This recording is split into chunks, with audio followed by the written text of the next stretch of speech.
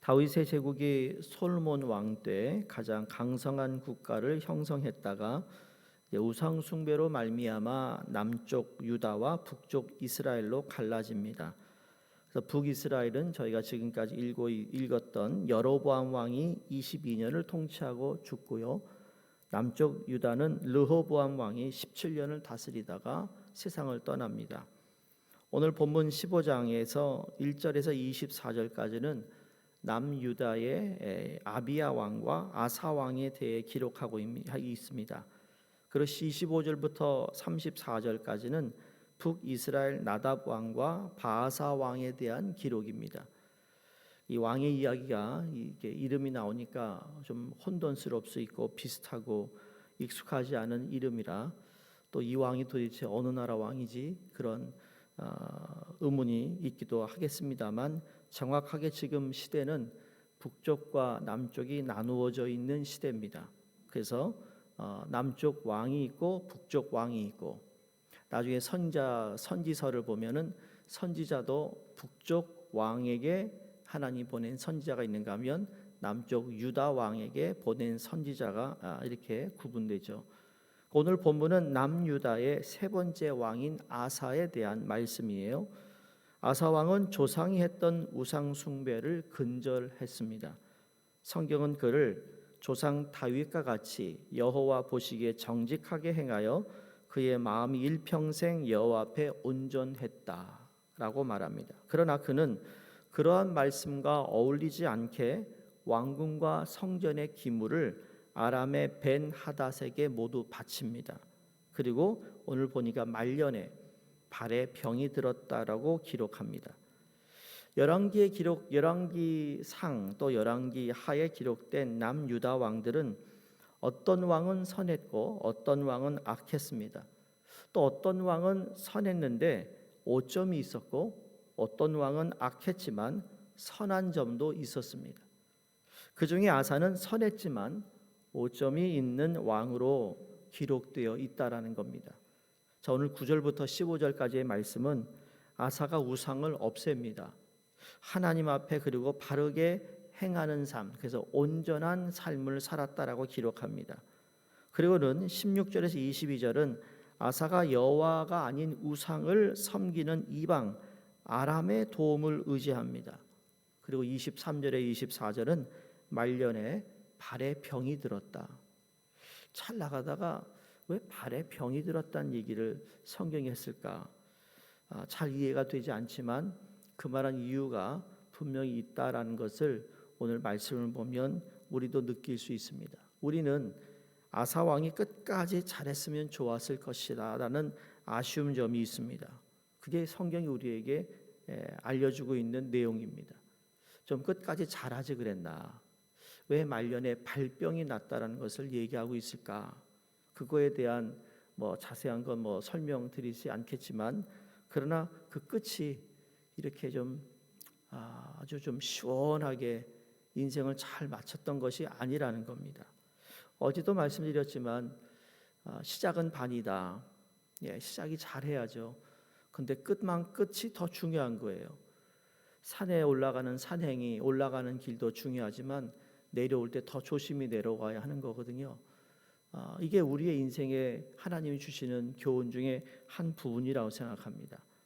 우리도 자신이 하나님 앞에 정직하고 온전하기를 바라지만 이 바램과 달리 하나님 앞에 아쉬움이 많을 수밖에 없음을 고백합니다. 그럼 오늘 9절에서 13절 말씀을 보시면 아사는 예루살렘에서 41년을 다스립니다. 41년을 다스리면서 결코 쉽지 않은 일을 해내는 왕이 돼요.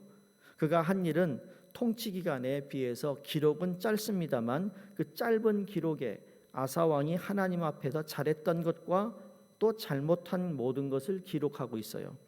자, 초기에는 바르게 행하다가 후기에는 좋지 않은 모습을 보였다라는 거예요. 변하지 않는 신앙. 제가 다니엘을 이야기할 때마다 늘 푸른 초원 같은 삶이 다니엘이었어요.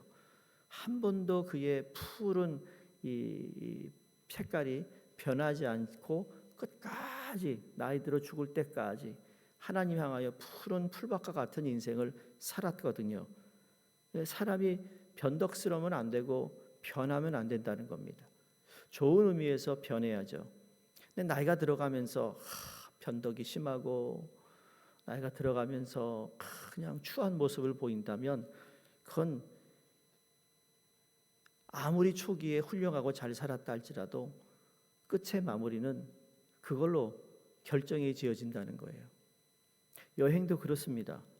여행을 가면 이 마지막이 좋은 음식 먹고 좋은 거 보고 와야 잘 갔다 왔다 그럽니다.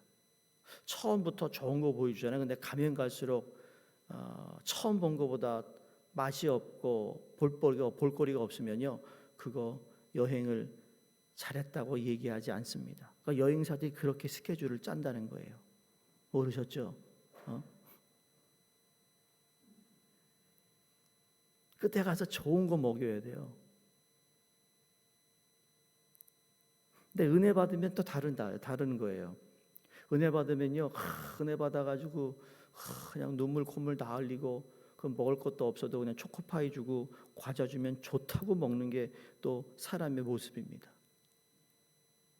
자, 어쨌든 초기는 바르게 행하다가 후기에는 좋지 않은 모습을 보였어요. 자, 아사는 르호보암의 아비암 20년 동안 성행했던 유다의 우상 숭배를 척결합니다. 아사가 왕이 될 때는 르호보암과 아비암에 의해서 유다의 우상 숭배가 완연했습니다.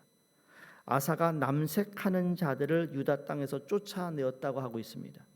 유다 땅의 우상 숭배가 만연했음을 반증하는 것인데, 이 남색이라는 건 가나안 사람들의 우상 숭배 문화였습니다. 여러분, 가나안 사람들의 우상 숭배가 얼마나 음란한지 모릅니다. 그래서 하나님께서 가나안 땅에 있는 절대로 살려두지 말라고 그랬어요. 그렇지 않으면 그들이 가지고 있는 이 우상 숭배 문화가 이스라엘 백성들에게 어느 순간 들어와 자리매김을 할 것이라는 것을 아셨기 때문입니다. 음란한 행위를 통해 우상을 만족시킬 수 있고 그러면 다산을 얻을 수 있다는 믿음에서 비롯된 것인데, 이렇게 우상 숭배로 타락일로였던 때에 아사가 반전을 가져옵니다. 이 음란한 우상 숭배 의식하는 자들을 내쫓았습니다. 금지하는 것을 넘어 그들을 유다 땅에서 내쫓아 버렸습니다. 그리고 그들이 조상들이 만들었던 우상들을 모두 제거합니다. 이 긴 시간 동안 일상에 뿌리 내린 우상 숭배를 단칼에 제거한 사람이에요. 오늘 보면 그의 어머니 마아가라가 나오는데, 솔직히 이건 어머니가 아니고 할머니입니다. 조모예요. 영어 성경에 보면 grandmother이라고 써 있고, 그리고 원어에도 그렇게 돼 있습니다. 그런데 아마 이 왕이 있는 그 나라에서는 뭐 할머니를 어머니라도 부르면서 아마 그 할머니를 대우해 줬던 것으로 기억합니다. 근데 할머니를 폐위시킵니다. 그만큼 여호와를 위한 아사의 결단이 단호했음을 알 수 있습니다. 왜냐하면 이 할머니가 이 아사의 우상, 그 아세라의 우상 숭배의 요인 인물이었기 때문에 할 수 없이 할머니까지도 그 일을 하지 못하도록 아예 그냥 내려앉혔다는 거죠. 이러한 아사에 대해서 다윗같이 여호와 보시기에 정직했다라는 것입니다. 여기 정직은 야사르라는 단어로서 곧고 올바름을 의미합니다. 아사가 곧고 올바랐어요. 그리고 여호와 앞에 마음이 일평생 온전했다고 합니다. 그 마음이 변하지 않았어요. 이 마음이라는 건 레바르라는 단어를 쓰는데 바로 내적인 것을 의미합니다. 그의 안이 강한 거였어요. 아사는 외적인 행위뿐만 아니라 내적인 동기와 의지도 온전했다라는 뜻이에요. 유다의 9번째 왕 아마샤에 대해 여호와 보시기에 정직히 행하였으나 그의 조상 다윗과 같이 아니하였다라는 것을 봐서 아사의 동기와 행위가 올바랐음을 알 수 있습니다. 우린 이것으로 아사를 정면교사로 우리가 바로 적용할 것이 아니라 그 행적을 끝까지 근데 추적해야 됩니다. 왜냐하면 그렇게 했는데 아쉬운 게 14절에 나오는 말씀이에요. 다만 산당은 없애지 아니했다. 아사가 우상 숭배를 척결했지만 산당은 없애지 못했어요. 이것은 아사의 문제뿐만 아니라 다윗도 그랬고 솔로몬도 그랬습니다. 이 사람들이 만들어 놓은 이 산당이 참 이게 뿌리채 뽑기 어려웠던 거라는 거죠. 왜 그것을 없애지 않았는지 그 이유에 대해서는 알 수 없습니다만 그만큼 어려웠다라는 것을 우리에게 보여주고 있는 말씀이 아닐까 생각해 봅니다. 우리 신앙에도 우리가 성공할 때도 있고 실패할 때도 있습니다. 신앙생활 잘할 때도 있고 조금 더딜 때도 있고 그렇습니다. 이게 우리 신앙생활에 가지고 있는 인간의 연약한 모습이죠. 애초에 하나님께서는 경건하지 아니한 죄인을 위해 죽으셨고 그리고 하나님께서 의인이 아닌 죄인을 위해 죽으시기로 작정하신 것 우리가 잘 알고 있잖아요. 그러니까 우리의 부족함이 있다라는 것 주님이 알고 있다라는 거죠. 근데 그 부족함을 가지고 그냥 나몰라하는 것이 아니라 그 부족함을 가지고 하나님께 더 가까이 나와 주님을 찾을 수 있는 사람이 어찌 보면 아사가 올바른 마음을 가지고 있는 그러한 마음의 자세가 아닐까라는 생각을 해보는 것이라는 거죠. 자, 그러면서 15절에서 18절 말씀 보시면 북이스라엘 왕국의 이 바하사가 20년 동안 북이스라엘을 통치하는데 북이스라엘과 유다가 늘 전쟁을 하는 거예요. 서로 그냥 싸우는 거, 영토 전쟁하는 거죠. 근데 결정적으로 바하사가 예루살렘 6km 밖에 떨어진 곳에 라마에 와서 성을 건축합니다. 이게 아사에게는 위기를 의미하는 것이죠. 바로 적이 코앞에 오니까 성전을 지은다니까, 그렇죠? 이게 큰일인 것이죠. 성을 건축한다니까. 그래서 어떻게 해요? 이웃나라 아람의 벤 하닷을 찾아가서 지금 왕궁의 성전에 남은 은과 금을 다 가지고 가지고 요청합니다. 제 이스라엘 왕 바하사를 좀 혼내달라고. 그래서 결국은 그곳에 성을 짓는 것을 포기하게 만듭니다. 자, 오늘 보면 참 이게 지금 이 아사가 좋은 일 했는데 아쉬운 점이 있고, 그런데 또 아니 어떻게 하나님 성전과 왕궁에 있는 금은을 다 가져다가 왜 이 부분에선 하나님께 기도하지 않고 이웃나라 벤 하닷에게 부탁을 했을까? 그리고는 또 그것을 지으려고 했던 남은 그 모든 자재를 가지고는 또 뭐 했어요? 또 좋은 일을 해요. 아유 정말 혼란스러워요. 왜 이렇게 왔다 갔다 할까? 근데 이걸 보면서 이게 우리의 모습이라는 거예요. 요랬다 저랬다, 이 마음 가졌다 저 마음 가졌다, 안 좋은 동기로 뭐 그랬다가 또 뒤에 미안하니까 또 수습하느라고 또 다른 또 좋은 일 하려고 하고, 이게 우리의 인간의 모습이라는 거죠. 안 그런가요? 여러분 안 그러시죠? 난 그런 것 같아요. 내가 그렇다고 내가요. 하나님께 왜 쟤네들 어떻게 하면 좋을까요? 왜 그러한 기사가 기록에 하나도 없을까? 그런데 또 그걸 가지고는 또 참 좋은 일을 하긴 했잖아요. 아사의 방법이 성공적이었는가? 잘 모르겠습니다. 근데 옳았다고 생각하지는 않습니다. 아사는 유다를 지켜냈고 아람을 동맹으로 얻었으며, 우리가 의심을 품는 것은 그가 우상을 섬기는 이방 나라의 도움을 의존한 것이 옳은가라는 것이죠. 성경의 기자는 아사의 이 사건을 옳다 그르다 평가하지는 않고 있습니다. 그러나 우리가 가진 성경적 지식으로는 옳지 않다고 판단을 내릴 수 있는 경향이 크다라는 거죠. 성경 기자가 그렇게 평가를 직접적으로 하지 않으므로 우리도 평가하지 않고 그럴 수밖에 없었던 아사의 있는 그대로의 모습을 볼 필요는 있다고 생각합니다. 그런데 보세요. 다윗같이 여호와 앞에 정직하고 온전했던 아사도 그러했다라는 것이에요.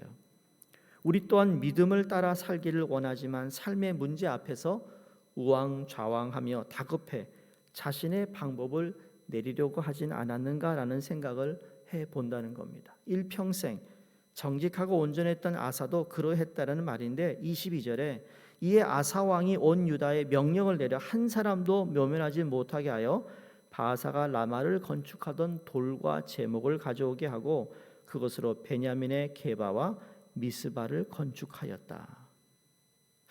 라마를 건축하던 자재들을 가져다가 국경의 성읍들을 건축했습니다. 그러면서 마지막 지금 아사 왕에 대해서 이제 말년에 어떻게 끝나는 것을 이렇게 평가합니다. 늙음하게 발에 병이 들었다는 겁니다. 노년의 몸에 병이 생기는 것은 다반사입니다. 우리는 발병보다 더 심각한 질병도 앓습니다. 그래서 노년의 발에 병이 생긴 것은 그의 일생을 평가하는 것. 여러분, 그러한 잣대로 그를 평가할 수도 있고 할 수 없을 수도 있습니다. 더 중요한 건 유다 왕들의 마지막으로 보면서 잘한 것도 있고 못한 것도 보면서 유다 역사의 결말은 멸망이었다라는 거예요. 아직은 멸망 아니지만 멸망이라는 거죠.